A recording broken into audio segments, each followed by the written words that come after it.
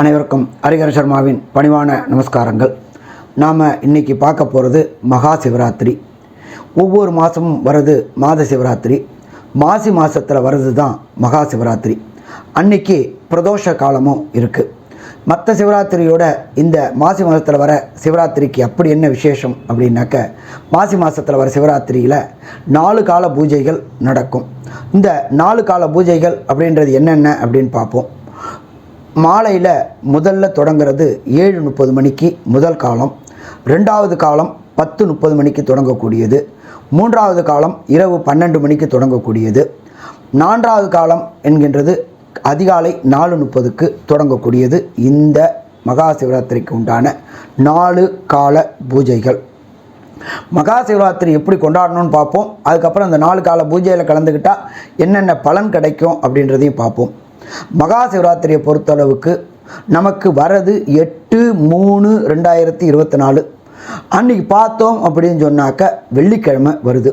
வெள்ளிக்கிழமை சூரிய உதயம் ஆரம்பித்த உடனேயே நம்ம வீட்டில் உள்ள ஃபஸ்ட்டு நாம் குளிச்சுட்டு நம்ம வீட்டில் உள்ள அத்தனை சுவாமி படத்தையும் தொடச்சி சந்தனம் குங்குமம் தூபம் தீபம் வச்சு வழிபட்டணும்.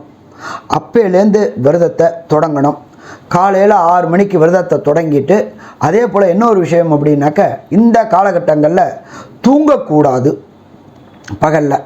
அப்போ இந்த பூஜையை செய்யும் பொழுது என்னென்ன படிக்கலாம்? ஒன்று சிவபுராணம் படிக்கலாம், இல்லாட்டி திருவாசகம் படிக்கலாம். இது 2ஐயும் படிச்சுக்கிட்டே வரணும் கம்பல்சரியாக. அடுத்தது பூஜைகள் ஆரம்பமாகக்கூடிய காலகட்டங்கள். முதல் கால பூஜை அப்படின்றது எத்தனை மணிக்கு அப்படின்னாக்க, மாலை 7:30 முதல் கால பூஜை ஆரம்பமாகுது. சரி, முதல் கால பூஜையில் என்னென்ன அபிஷேகம் பண்ணலாம் அப்படின்னாக்க, பால் 1, அதே போல் தயிர், நெய், இது போன்ற திரவியங்கள் மட்டும்தான் இந்த காலகட்டங்களில் இந்த நேரங்களில் அபிஷேகம் பண்ணணும். இந்த அபிஷேகம் முடிஞ்ச விட்டு நெய்வேத்தியமாக வெண்பொங்கல் பண்ணணும். வெண்பொங்கல் பண்ணும் பொழுது, சுவாமிக்கு நெய்வேத்தியம் பண்ணும் பொழுது 7:30 அடுத்த காலம் வரலும் இந்த திருவாசகம் சிவபுராணம் படிக்கலாம். இந்த முதல் கால பூஜை பண்ணும் பொழுது நமக்கு கிடைக்கக்கூடிய பலன் என்னன்னு பார்ப்போமா? பிறவி, அடுத்த பிறவி இல்லாமல் இந்த பிறவியில் என்னென்ன நல்லது செஞ்சோமோ அத்தனை நல்லதும் பலனளிக்கக்கூடியது முதல் கால பூஜை. பிறவி பயன் அடையக்கூடிய காலம் இந்த காலகட்டங்கள். அடுத்தது 2ஆம் காலம். 2ஆம் காலம் அப்படின்றது 10:30 மணி இரவுக்கு தொடங்குது. இந்த காலம் அப்படின்றது பொறுத்தளவுக்கு விஷ்ணுவுக்குரியான காலம். விஷ்ணு பூஜை செய்த காலகட்டங்கள். விஷ்ணு அப்படின்றது அலங்கார பிரியர். அப்போ எம்பெருமான் சிவபெருமான விக்கிரகத்தை அலங்காரம் பண்ணி காட்சி கொடுக்கக்கூடிய காலம்.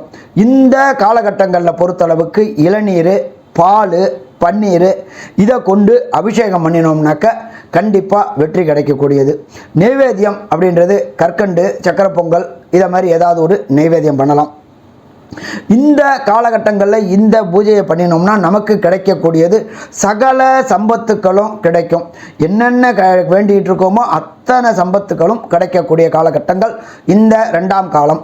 அடுத்தது 3ஆம் காலம் அப்படின்றது மிக முக்கியமான காலம். இது இரவு 12 மணிக்கு தொடங்கக்கூடியது. இந்த நேரத்தில் தான் எம்பெருமான் சுவாமி ஈஸ்வரன் லிங்கோத்பவமாக காட்சி தரார். இது பண்ணக்கூடியது எம்பெருமாள் உமையவள் பண்ணக்கூடிய காலகட்டங்கள். உமையலை பொறுத்தளவுக்கு இந்த காலகட்டங்களில் பண்ணக்கூடிய காலகட்டங்கள். இந்த காலகட்டங்களில் தேனை கொண்டு அபிஷேகம் பண்ணலாம். எல்லா நேரத்துலையுமே தாழம்பூவை சுவாமி ஏற்றுக்க மாட்டார். இந்த லிங்கோத்பவராக இருக்கக்கூடிய காலகட்டங்களில் மட்டும்தான் தாழம்பூ வச்சு பூஜை பண்ணலாம். வருஷத்தில் இந்த ஒரு நாள் மட்டும்தான் பண்ணலாம். இது பண்ணும் பொழுது என்னென்ன பண்ணக்கூடியது அப்படின்றது எள் சாதம் பண்ணி நைவேத்தியம் பண்ணணும். அப்படி இல்லைனாக்க பாலும் பழமும் சொல்லணும். இந்த பூஜை பண்ணுறதுனால தீவைகள் அழிந்து நல்லவைகள் மட்டும் நடக்கக்கூடிய காலகட்டங்கள். உலகத்துக்கு மட்டும் இல்லை, நமக்கும் இந்த காலகட்டங்களில் நல்லது கிடைக்கக்கூடிய காலகட்டங்கள். அடுத்தது 4ஆம் கால பூஜை அப்படின்றது அதிகாலை 4:30 மணிக்கு தொடங்குது. இந்த பூஜையை யார் யார் பண்ணுவாங்க அப்படின்னாக்க, ரிஷிகள், முனிவர்கள் போன்றவர்கள் எல்லா ஜீவராசிகளுக்காகவும் இது பண்ணக்கூடியது. இந்த காலகட்டங்களில் பால் அபிஷேகம், பழச்சாறு அபிஷேகம் இதெல்லாம் பண்ணணும். அதே போல் இன்னைக்கு இந்த காலகட்டங்களில் சுத்த அன்னம், அதாவது வெள்ளை சாதம் வச்சு ஒரு சொட்டு நெய் வச்சு அபிஷேகம் பண்ணணும். அப்போ இந்த அபிஷேகம் பண்ணினோம்னாக்க எல்லா ஜீவராசிகளுக்கும் எல்லா கேட்ட வரங்கள் அத்தனையும் கிடைக்கக்கூடிய காலகட்டங்கள் இந்த மகா சிவராத்திரி 4ஆம் கால பூஜை. இது முடிஞ்சுட்டு தூங்கலாமா? தூங்கக்கூடாது. காலையில் திருப்பி சுவாமிக்கு, நம்ம வீட்டில் உள்ள சுவாமிக்கு தூப தீபம் ஏற்றி நைவேத்தியம் பண்ணிவிட்டு மாலை 6 மணி வரையிலும் முழிச்சு இருந்துட்டு அதுக்கப்புறம் தூங்கினாதான் அந்த முழு சிவராத்திரிக்கு முடித்த பலன் கிடைக்குமா? கிடைக்கும். இதுவரையிலும் நமது சேனலை சப்ஸ்கிரைப் செய்யாதவங்க சப்ஸ்கிரைப் பண்ணுங்க. நல்லது. நமஸ்காரம்.